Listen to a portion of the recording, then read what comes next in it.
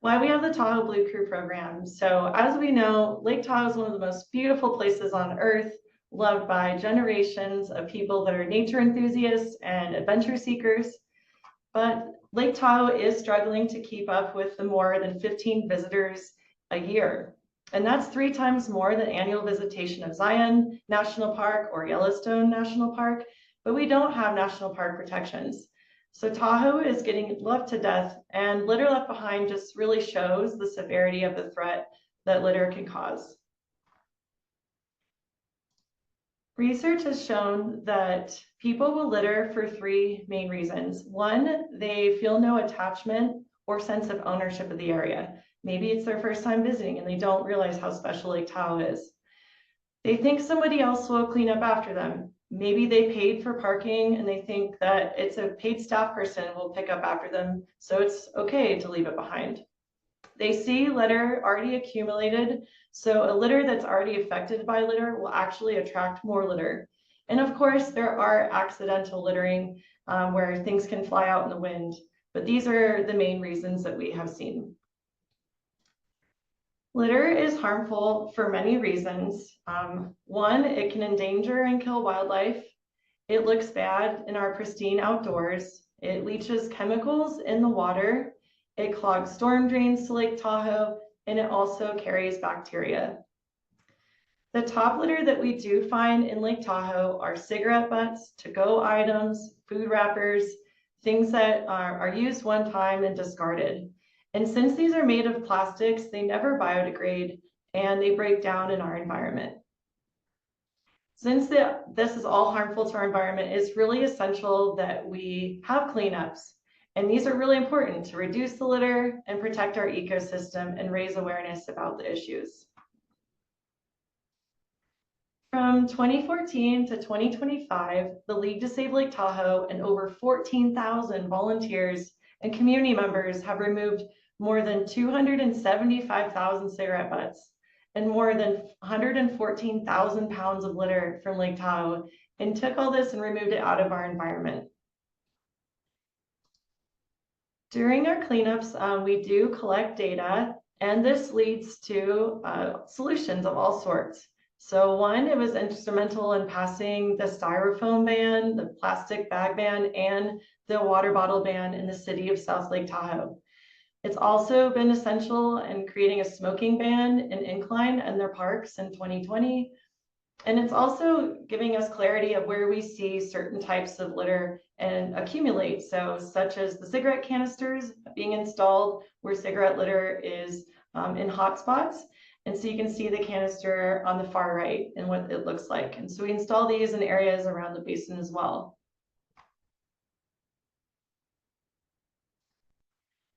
So since there are a lot of locations that have not as much help, they're understaffed and land managers aren't able to get there every day, this is why we want to have the Tahoe Blue Crew program.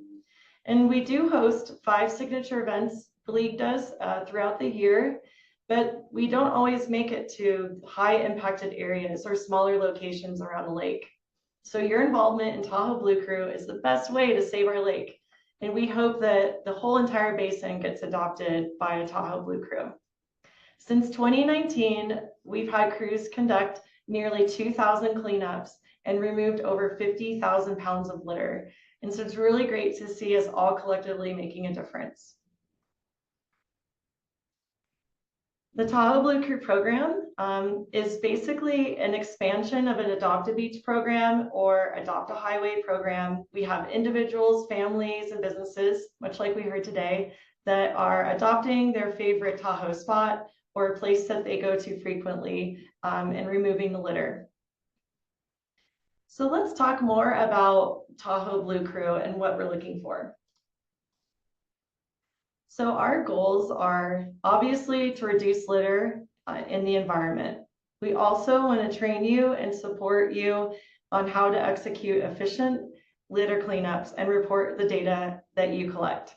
We also want to educate you and have you spread the word on why Lake Tahoe is so special and why litter is harmful to Lake Tahoe's water quality and wildlife.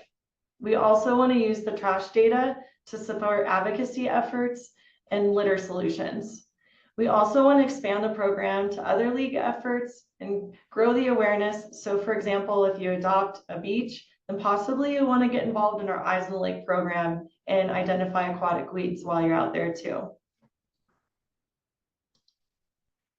And what we expect from our crew leaders when running a cleanup with others is we ask that you pledge to clean your adopted area at least 3 times in the year.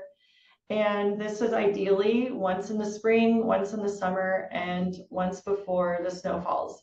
However, we do encourage you to go more often. We have crews going out daily, weekly, monthly, and we really encourage it after holiday weekends or after a weekend on like a Monday.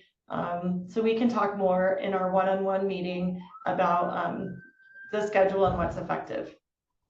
We also want you to report your cleanup data and share photos with us. Monitor your area for anything out of the ordinary.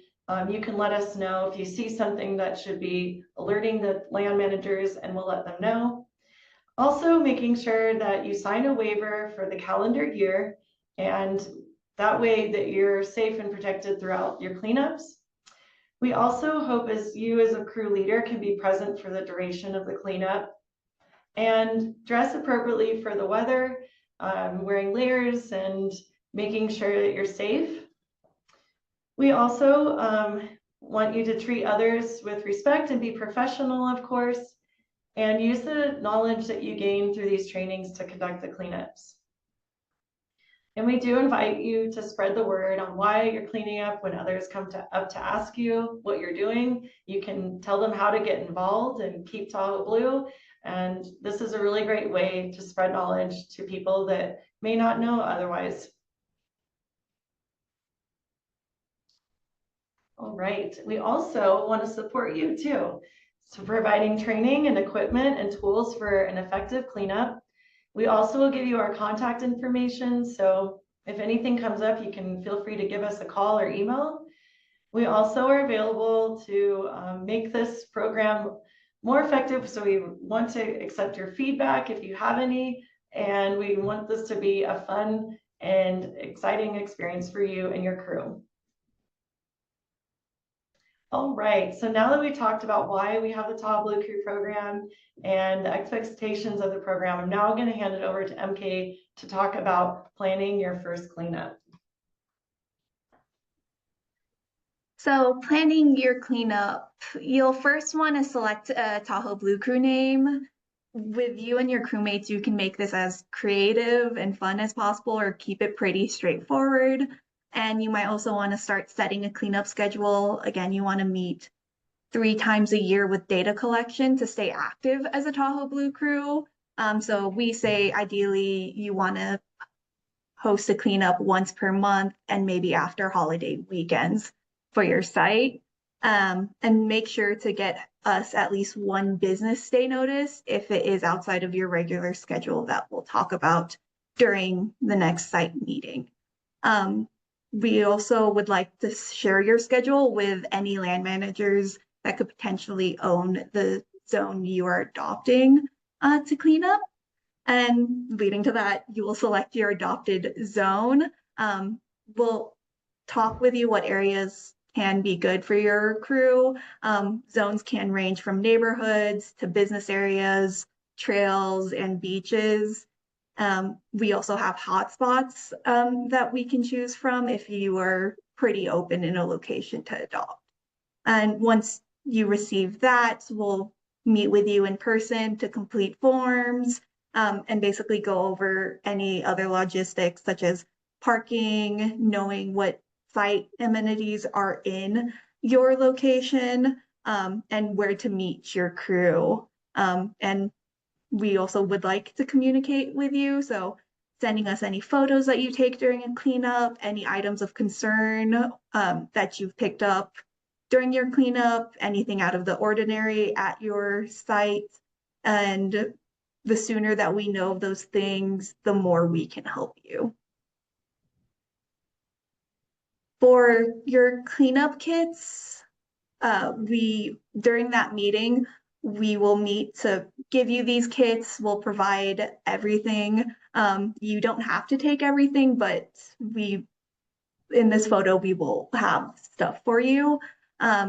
These kits are for you to keep as long as you stay as an active crew, and we will go over more of what's in it in that in-person meeting. And if you ever need any additional materials, again, communicate with us so that we can see if our inventory allows that.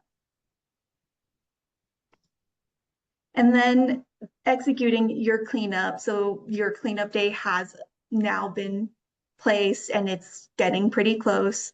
We'll dive deeper into this. And again, we don't want to make it as stressful as possible. We want to make this easy. So if you are hosting a cleanup and people are joining you, there's a bit more work, such as making sure everyone has waivers and you have the equipment that is needed. Again, communicate with us if you needed any additional equipment. And for prepping your event site, you want to make sure to check the forecast to avoid any lightning storms, blizzards, and any hazardous conditions. If those conditions are going to be there that day that you cleaned up, you can go ahead and change the date and let us know that has happened. It is recommended that you show up to your site at least 30 minutes prior to ensure that there's a good location and space to set up your equipment. Make sure to wear your Tahoe Blue Crew vest for visibility so that when your crew members come, they can see you where you have set up. And set up your check-in first so that when people kind of have the hub of where you're going to be and your materials can come out second. Going on to the beginning of your cleanup, your waivers, you'll have your volunteers sign in. If they have not filled out a waiver for 2025, they should fill one out then when they meet you at your site. We also at Keep Tahoe Blue have an online volunteer program, and your volunteers can sign up on our online system and sign the waiver online. Once they have gotten that waiver signed, they can grab the equipment from you. What we like doing is everyone gets one glove for their pickup hand, and the other hand is either for the reusable bag for litter, or you share one with a partner. If you have checked out equipment for your group, or you own your own cleanup material, each person should get a grabber and a vest. And then data. You'll want to make sure every volunteer or small group, like a duo or 3 people, get a data card and a pencil. And what we like telling people is data collection can happen along the way or at the end, and though at the end can be estimated numbers. We'll go in more about how to collect data at that in-person meeting when you get your welcome kit. Collecting data is supposed to be fun, and it reminds volunteers that this action is used for solutions. Again, we use a science to solutions approach using data collected from volunteers to create litter solutions, as mentioned earlier. For education, as you conduct your cleanup, public members might see you. They might ask you what you are doing. These are just some good talking points to let them know, and even remind your own crew members what to do, why they're picking up trash. Most common trash items we find are plastics. Plastics do not degrade. Instead, it just breaks into smaller and smaller pieces, which then eventually become microplastics and leach toxic chemicals into the environment. They're often overlooked and make their way into Lake Tahoe. And remember that you are our eyes and boots on the ground. So reporting anything such as the microplastics, anything out of concern, along with the data can be very helpful.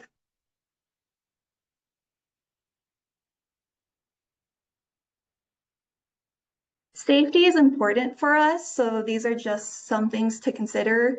With summer coming along, really wear sunscreen to protect yourselves from the sun, stay hydrated as best as possible, wear your Tahoe Blue Crew vest or other bright clothing if you're going to be along roadways such as highways, walk in safe spaces. So if you're walking on the highway, alongside the highway, stay on a safe side, like the bike path.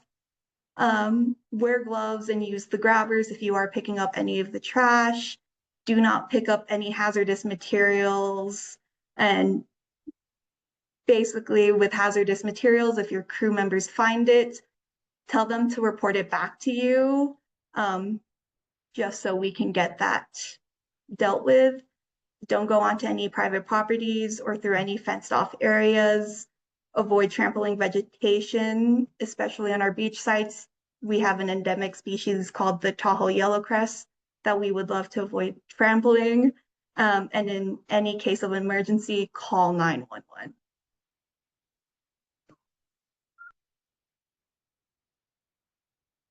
Before your crew members go out on their cleanup, remind them where to look. Sometimes trash can be hidden in bushes or hotspots are near parking lots. So making sure that they know where to look. Remind them what time to return to your meetup location so that you'll have enough time to weigh the trash and take in any data cards. Get photos of them. They can take photos while they're out there, or you can go around and take photos of them. And when volunteers are out collecting litter, reminding your crew that this could be a good time to recruit more volunteers to join the Tahoe Blue Crew program and just spread more awareness on how to protect the environment and get involved.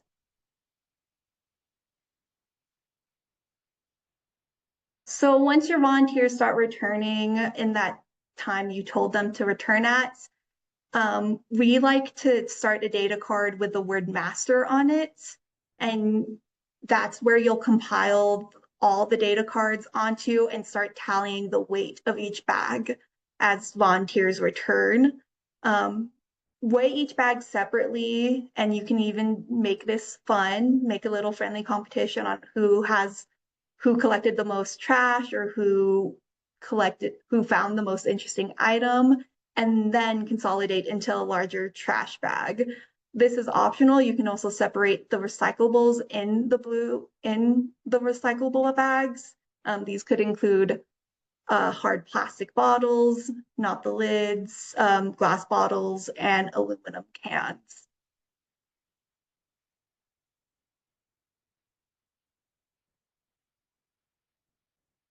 And lastly, you can take a huge group photo with your filled up trash bags and your crew. Ours turned out great here. We can't wait to see yours. And we encourage you with those photos that your crew members have taken, this huge group photo you've taken, to share them with us, tag us on social media at Keep Tahoe Blue, and even use the hashtags Keep Tahoe Blue, hashtag Tahoe Blue Crew. We also have a Tahoe Blue Crew Facebook group that we encourage you to join, where you can promote your photos and even share when your cleanups are. And then you thank everyone for coming and ask if there was anything interesting that they saw during the cleanup, just so that they can share. And once you're done, all your trash bags are ready to go into the dumpster or the location that's best for your site. Again, we'll talk about that during your second meeting with us. And MK, for all the kids that you've got on this that are wildly on social media and way above all of the rest of us, that's a way you can really help kind of show other kids what you're doing out there and encourage them to get involved as well. Yes, for any of my teens in there, you can make a TikTok. You can just spread the word a bit more. That's very helpful. Mm-hmm. Yes. And then after your cleanup, as the crew leader, if you can tally onto that master data card and finalize that card, you can then submit it to us at this link at keeptahoeblue.org/TBC data. Send any photos through Tahoe Blue Crew at keeptahoeblue.org, and even log your hours that you and your volunteers did. And an extra step is if you borrowed any of our cleanup equipment beforehand, this should be brought back either the same day as your cleanup or the next business day. And if you want, paperwork can also be dropped off at this time if you do have any paper waivers. And then you can congratulate yourself on a successful cleanup and start planning your next one.